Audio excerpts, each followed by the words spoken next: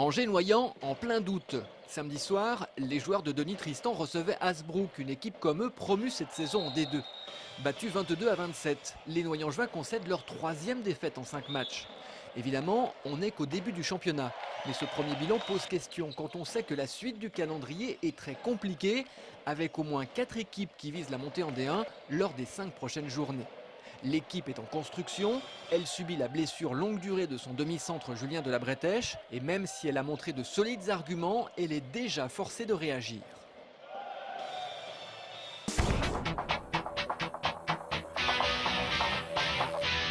Après une longue série de 3 matchs à l'extérieur, les joueurs de Saint-Léonard retrouvaient samedi soir leur salle de Villoutray pour affronter Saint-Étienne. Aucune polémique en vue. Le club stéphanois qui avait provoqué le boycott de l'ensemble de la Nationale 1 a finalement bien été intégré dans ce championnat. En tout cas, soirée difficile pour Saint-Léonard. Après avoir mené de 9 points, les joueurs de Jackie Périgord ont craqué.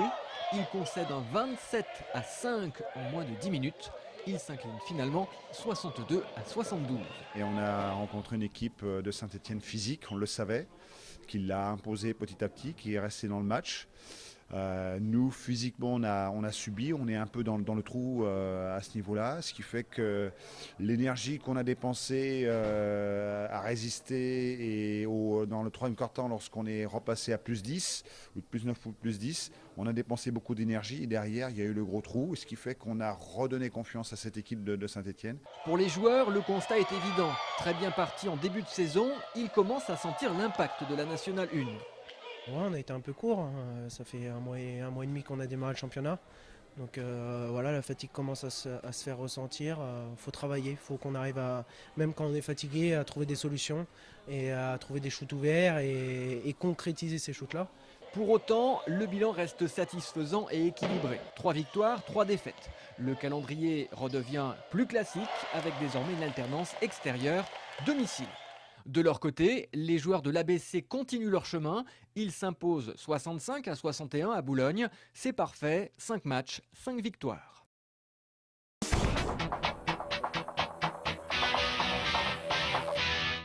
Les Ducs restent invaincus en championnat. Samedi soir, ils se rendaient à Villard-de-Lans pour le compte de la 4e journée de Ligue Magnus. Ils s'imposent 7-3, ce qui leur permet d'enchaîner leur 4e victoire de suite.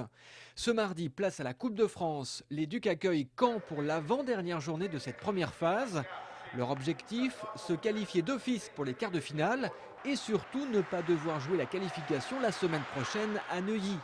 Bonne nouvelle, les Ducs joueront au complet avec le retour de Thomas Baluch et Julien Albert.